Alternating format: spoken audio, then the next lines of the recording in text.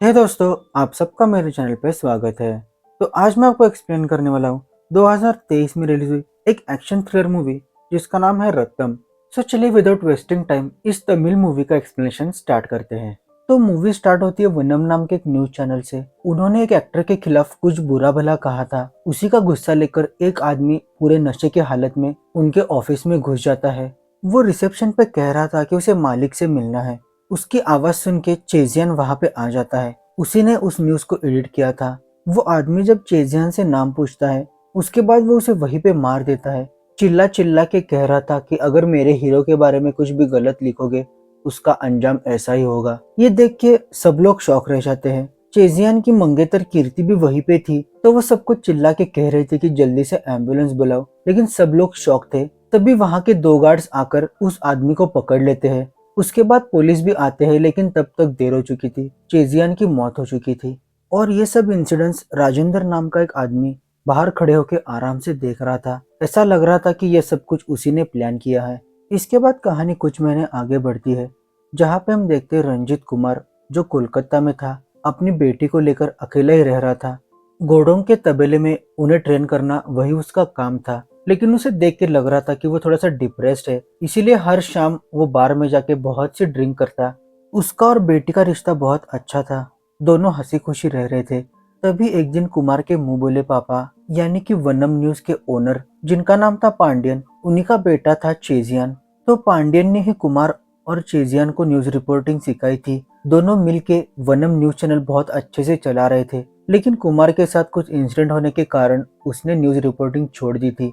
लेकिन अब चेजियन के जाने के बाद पांड्यन अपने दूसरे बेटे कुमार के पास आए थे, ताकि फिर से वो अपने चैनल को ऊंचाइयों की बुलंदी पर ला सके। लेकिन इसके लिए कुमार इनकार कर देता है और पांड्यन को चेन्नई फिर से वापस भेज देता है। इसके बाद सीन शिफ्ट होता है संगीता नाम की एक लेडी पर, जो अपनी बेटी सिंधु के स्कूल में आई थी। तो उसकी प्रिंसिपल उसे कंप्लेंट कर रही थी कि तुम्हारी बेटी ठीक से कुछ समझ नहीं पाती, उसे स्पेशली एबल्ड बच्चों के स्कूल में भेज दो। लेकिन संगीता ही उस पर गुस्सा करके अपनी बेटी को लेकर घर चली जाती है, क्योंकि संगीता का मानना था कि मेरी बेटी अब नॉर्मल नहीं है, बस उसे सीखने में थोड़ा सा टाइम लगता है। फिर हम देखते हैं कि कुमार अपनी पत्नी की याद में बहुत ड्रिंक करता है। उसके बाद जब उसे होश आता है तो अपनी बेटी को पिक करने के लिए स्कूल चला जाता है, लेकिन वो इतने नशे की हालत में था कि वो स्टेयरकेस पे ही बेटी के साथ गिर जाता है। फिर बाद में जब उसकी आंखें खुलती है तो वो हॉस्पिटल में था और उसका लेफ्ट हैंड टूट चुका था। लेकिन इसके बावजूद भी वो अपने बेटी के बारे में ही पूछ रहा था। तो उसकी बेटी बिल्कुल ठीक थी। तो डॉक्टर्स और हॉस्पिटल स्टाफ उसे कहता है कि तुम्हारे ड्रिंक करने की आदत से तुम पे ये दिन आ गया है, तुम्हारे कारण तुम्हारी बेटी को कुछ हो जाता तो तुम क्या करते। तो ये सुन के उसे रियलाइज होता है कि वो गलती कर रहा है। इसीलिए वो वहीं से अपने पापा पांड्यन को कॉल करता है और उन्हें बताता है कि वो आ रहा है। तो अगले ही दिन वो चेन्नई चला जाता है और पांड्यन सीधा उसे अपना ऑफिस दिखाने ले जाते हैं। तब कुमार पांड्यन से कहता है कि तुम मेरे बारे में कुछ मत बताना, मैं अपनी साइकोलॉजी चेंज करने के लिए यहाँ पे आया हूँ। जब मुझे अच्छा लगने लगेगा मैं काम स्टार्ट कर दूंगा। इसीलिए पांड्यन वहाँ की एडिटर मधु को बुलाते हैं और वो उसे कहते हैं कि ये मेरा स्पेशल आदमी है, उसे छोटे मोटे काम देना। फिर मधु जब कुमार को लेकर अपने केबिन में जाती है तो वहाँ पे एक लड़की आई थी। एक मसाला कंपनी के ओनर का मर्डर हुआ था, तो उसी केस की इन्वेस्टिगेशन के लिए उसे भेजा था। लेकिन वो लड़की टीवी में जो न्यूज आई थी उसी को लिखकर मधु के सामने पेश करती है। इसीलिए मधु उसे डांट कर कहती है कि हम जर्नलिस्ट को हर एक चीज की छानबीन करनी पड़ती है, विक्टिम्स के घर वालों को भी मिलना पड़ता है। ऐसा डांट के वो उसे वहां से भगा देती है। फिर मधु कुमार को इंग्लिश से तमिल ट्रांसलेट करने के लिए काम देती है। उसके बाद कुमार को अरिवु नाम का एक बंदा मिलता है, तो वो उसे पहचान लेता है। लेकिन कुमार उसे कहता है कि तुम ये बात किसी को मत बताना। तो कुमार को लगता है कि शायद कुछ सीक्रेट इन्वेस्टिगेशन करने के लिए कुमार यहाँ पे आया होगा, इसीलिए वो भी कुछ नहीं कहता। फिर कुमार जब काम स्टार्ट करता है तो उससे कुछ काम नहीं हो रहा था। वो दिन भर ऐसा ही बैठा रहा। शाम में ऑफिस के सामने एक बार था, तो वहीं पे जाके वो ड्रिंक करता है। तो उसका यही रूटीन हो गया था। अगले दिन मधु कुमार को बहुत डांटती है, एक छोटा सा काम दिया था वो भी तुम नहीं कर पाए, इसीलिए वो उसे फील्ड का जॉब देती है। तो एक स्कूल में एनुअल फंक्शन था, तो उसे कवर करने के लिए एक फोटोग्राफर के साथ भेज देती है। तभी वहाँ पे कुमार को कीर्ति दिखाई देती है, तो वो उसे बात करने के लिए उसकी तरफ बढ़ता है, लेकिन तभी वो गेट की तरफ चली जाती है। तो कुमार देखता है कि कीर्ति कार में किसी आदमी के साथ बात कर रही है। वो उसके साथ झगड़ा भी कर रही थी, लेकिन उसी के साथ कार में बैठ के चली जाती है। ये देख के कुमार को डाउट आ जाता है लेकिन तभी सीन शिफ्ट होता है संगीता की तरफ, जो दो लड़कियों के साथ एक ट्रैवल एजेंसी में काम कर रही थी। फिर इधर वनम न्यूज चैनल के ऑफिस पर हम देखते हैं कि स्वामी प्रबंधन और उसके आदमी आकर हंगामा खड़ा करते हैं, क्योंकि मधु और उसके एडिटर्स ने स्वामी प्रबंधन के खिलाफ एक न्यूज लिखी थी। तो ये सुन के मधु कुछ समझ नहीं पाती, इसीलिए वो अपने बॉस पांड्यन को कॉल करती है। तो वो उसे कहते कि ये सारी बात तुम कुमार को बता दो, वो ये सब हैंडल कर लेगा। फिर मधु कुमार को जो कुछ भी हुआ वो बताती है। तो कुमार स्वामी प्रबंधन से माफी मांगता है, कहता है कि हमारे एडिटर से गलती हुई है, अगले दिन हम माफीनामा पेपर में लिख देंगे। तो ये बात सुन के स्वामी प्रबंधन और उसके आदमी ऑफिस से चले जाते हैं। फिर शाम में जब कुमार बार पर बैठा था तो आरिवू उसे मिलने के लिए आता है। तो उन दोनों की बातें सुन के वहीं पे काम करने वाला एक बंदा कुमार से कहता है कि उस दिन ड्रिंक करने के लिए दो लोग यहाँ पे आए थे, लेकिन उनमें से एक ही बंदा वहाँ पे जाके मर्डर किया। अगले दिन कुमार और पांड्यन कीर्ति से मिलने के लिए उनके घर पर गए थे।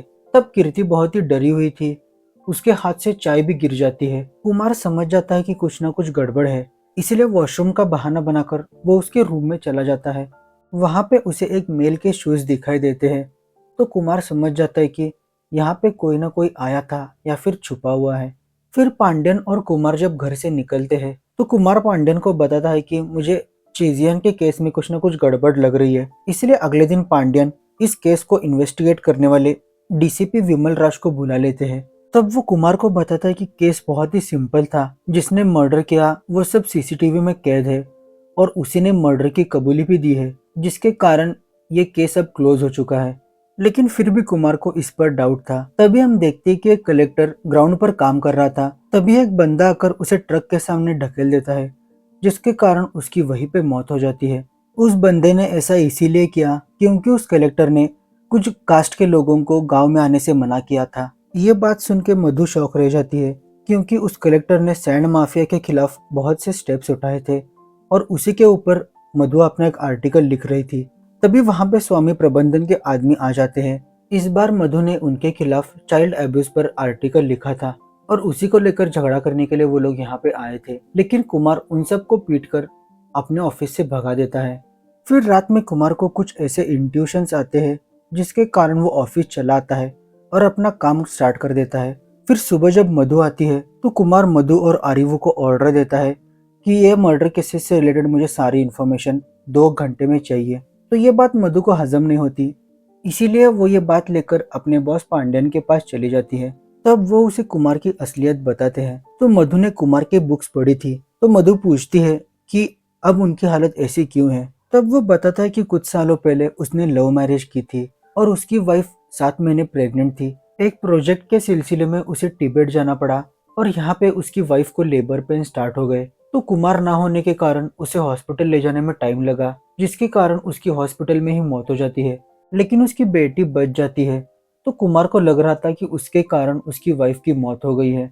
ये इंसिडेंट के कारण वो इतना डिप्रेस्ड हो गया कि वो जॉब छोड़ के कोलकाता चला गया। ये बात सुनने के बाद मधु भी कुमार के ऑर्डर्स एक्सेप्ट करके उन पर काम करने लगी। कुमार अपने वर्क में इतना बिजी था कि वो दिन भर ऑफिस में ही रहता और रात में भी वो वहीं पे सो जाता। ऐसे ही एक दिन कुमार स्मोकिंग करने के लिए अपने ऑफिस से बाहर आता है। तभी वो देखता है कि गेट पर एक आदमी उसे ऑब्जर्व कर रहा है। तो वो और कोई नहीं बल्कि राजेंद्रन ही था। उसकी न्यूज चैनल के लोगों पर नजर थी और मोस्टली कुमार के ऊपर थी कि ये नया बंदा ऑफिस में क्या कर रहा है। इस पर कुमार एक मीटिंग बुलाता है, जिसमें वो कहता है कि चेजियान, कलेक्टर, मसाला ओनर के मर्डर के बीच में कुछ ना कुछ कनेक्शन है। सबने मर्डर करके भागने की कोशिश नहीं की और ऊपर से मर्डर का रीजन बताया है। उनका कोई क्रिमिनल बैकग्राउंड भी नहीं है, सब लोग यंग हैं, तो कोई भी कुछ भी बात उनके दिमाग में भर देगा तो वो सच मान लेंगे। कोई भी पुलिस वाला केस के रिलेटेड इन्वेस्टिगेशन करता है, लेकिन एक क्राइम जर्नलिस्ट एक केस को दूसरे केस से लिंक करके उसमें सिमिलरिटीज ढूंढेगा और उन सब में एक ही रीजन है, जो कि हेट। और इन सब के पीछे कोई मास्टरमाइंड है जो इन्हें प्रोवोक कर रहा है। इसीलिए मरने वाला नहीं बल्कि मारने वाला विक्टिम है। कुमार बार वाला इंसिडेंट अपने कलीग्स के साथ शेयर करता है, किस तरह से यंग लड़कों को दारू पिलाकर उनका ब्रेन वॉश किया जा रहा है। इसीलिए कुमार अपने टीम से कहता है कि उन मर्डरर्स के गांव अपने रिपोर्टर्स भेजकर उनकी सारी इन्फॉर्मेशन निकलवाए। फिर एक रिपोर्टर को टपरी वाले से लीड मिलती है कि कलेक्टर का मर्डर करने वाला बंदा एक आदमी के साथ यहीं पे मिला करता था, जिसके बाद उसने अपने दोस्तों से मिलना जुलना बंद कर दिया और फिर कुछ ही दिनों में उसने कलेक्टर का मर्डर कर दिया। लेकिन उस टपरी वाले ने उस आदमी का नाम नहीं बताया था। फिर रिपोर्टर जाने के बाद वो टपरी वाला राजेंद्रन को कॉल करके बताता है। इसीलिए राजेंद्रन अपने बॉस से बात करने के लिए एक गोडाउन में चला जाता है। तो वो बॉस और कोई नहीं बल्कि संगीता ही होती है। उसे पता चल गया था कि रिपोर्टर्स की नजर राजेंद्रन पर है, इसीलिए वो उसे वहीं पे मार देती है। फिर नेक्स्ट सीन में हम देखते हैं कि डीआईजी जयराज अपने कपड़े बदलकर एक मिनिस्टर से मिलने के लिए जाता है। तब वो बताता है कि मेरी नौकरानी मेरे वजह से प्रेग्नेंट है और वो अब मुझसे शादी करना चाहती है। इसीलिए उसका काम तमाम करने के लिए डीआईजी मिनिस्टर से 2 करोड़ मांगता है। कहता है कि मेरे पास टेक्निकल टीम है जो ऐसे केस को हैंडल करती है। वो टीम और किसी की नहीं बल्कि संगीता की ही थी। वो अपनी टूर्स एंड ट्रैवल्स के ऑफिस में यही सब काम करती थी।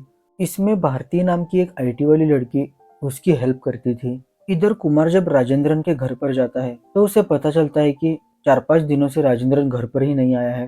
तब वो समझ जाता है कि उन्हें मेरे बारे में पता चल गया है, जिसके कारण राजेंद्र को अंडरग्राउंड कर दिया होगा। फिर हम देखते हैं कि भारती किस तरह से अपने टारगेट सिलेक्ट करती है। तो जो लड़के सोशल मीडिया पर हेड भरे स्पीचेस देते हैं, जो रिलीजन पे या फिर पॉलिटिकल एजेंडा पे होते हैं, तो वो ऐसे ही बेरोजगार लड़कों को टारगेट करते हैं, जिन्हें बहला फुसला कर ब्रेन वॉश करके वो उस इंसान को मार देते हैं। और इस बार एमएलए की नौकरानी थी, तो इनका एक आदमी उसके गांव में चला जाता है।